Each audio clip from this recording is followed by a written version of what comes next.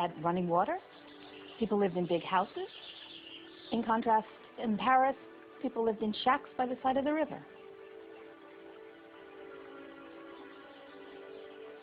The glory of medieval Cordoba is here, in what is now the great Roman Catholic Cathedral in the middle of town. But the Cordoba Cathedral of today began its life as a mosque, one of the grandest of the Islamic Empire. The Great Mosque in Cordova was simply the biggest mosque in the biggest city in southern Europe. When you climb up into the church tower, which used to be a minaret, you look out over this expanse of roof, it's quite amazing to see this cathedral, complete with flying buttresses, popping up out of the middle of this massive mosque.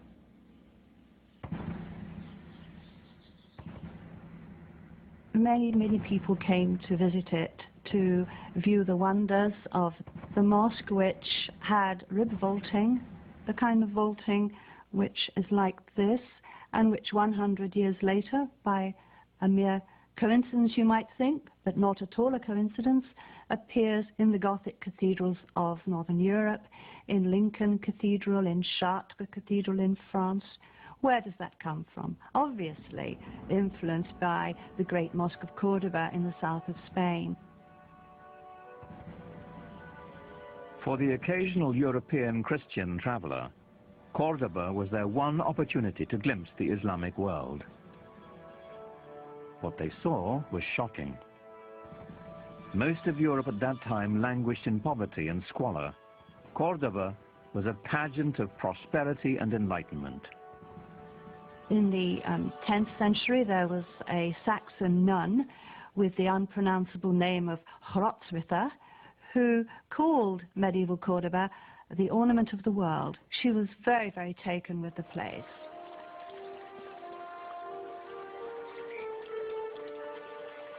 How far Muhammad's followers had come from the life of desert nomads. How distant they felt from the rest of the European continent they now shared. Christian Europe, due north, was struggling on through the Dark Ages.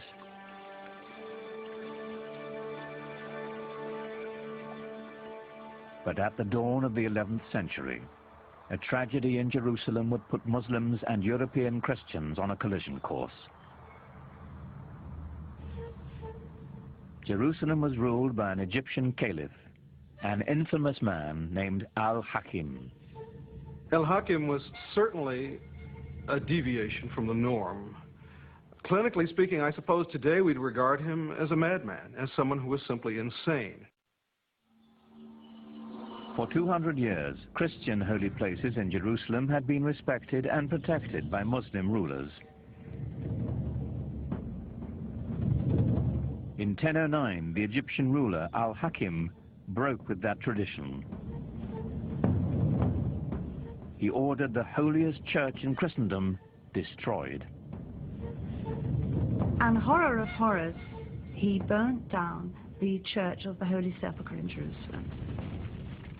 Now, nobody knows quite why he did it, and you can have your own theories about it, but the fact of the matter was that that sent shivers of terror and anxiety through Christendom. In a way, of course, Al-Hakim was the one exception that proved the rule for Christians that Christians had been speaking of for centuries, of Muslims as intolerant, mad, slavering heretics who simply could not be expected to abide by the rules of civilized human beings.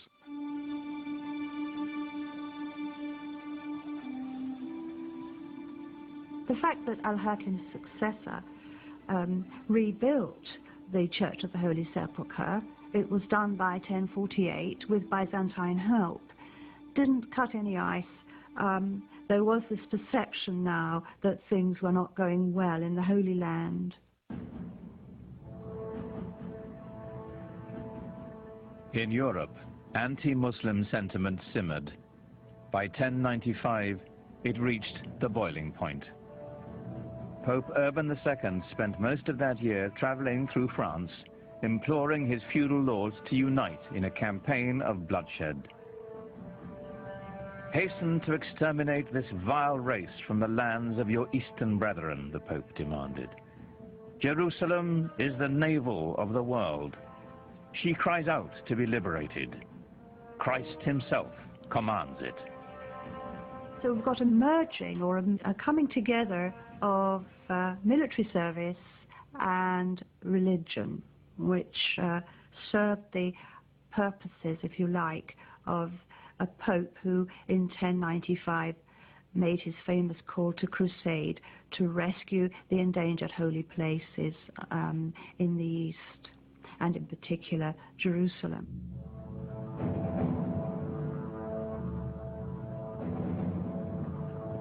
In 1097, Muslim shepherds in Syria caught their first glimpse of a sight that would soon strike terror throughout the Holy Land.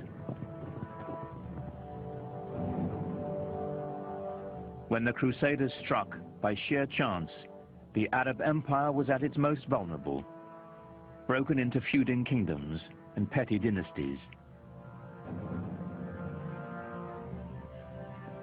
They couldn't have chosen a better moment, because the Muslim world was in a very fragmented state. The great rulers of the time had died, and into that power vacuum there came this most unexpected enemy, the Crusaders from Western Europe. Who would have thought that a new enemy would come to the Islamic world from that unexpected quarter? It was completely unprecedented. It was a real surprise. The Muslims didn't really know who they were. They thought they were just another lot of Byzantines who were coming, as usual, to be a nuisance and fight on the borders.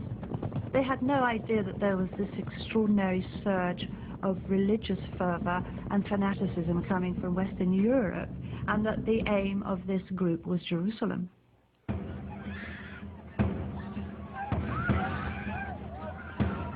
History is haunted by days of incomprehensible horror.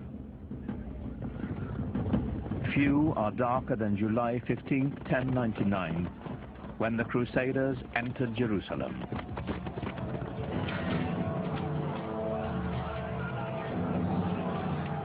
The massacre must have been terrible. The fear, the fleeing of the population. It must have been horrendous.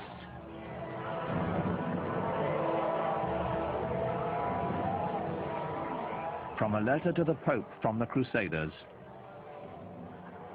If you want to know what was done to the enemies we found in the city, know this. Our men rode in the blood of the Saracens up to the knees of their horses. They saw the holy city and they were in a state of exultation. And perhaps that's why, when they flooded through the gates of the city, that they were fired up with fanaticism and zeal, and that's why there was this terrible massacre in the name of Christendom.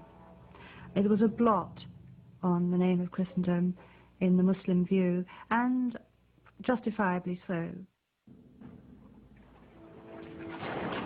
Even Christians weren't spared. At the Church of the Holy Sepulchre,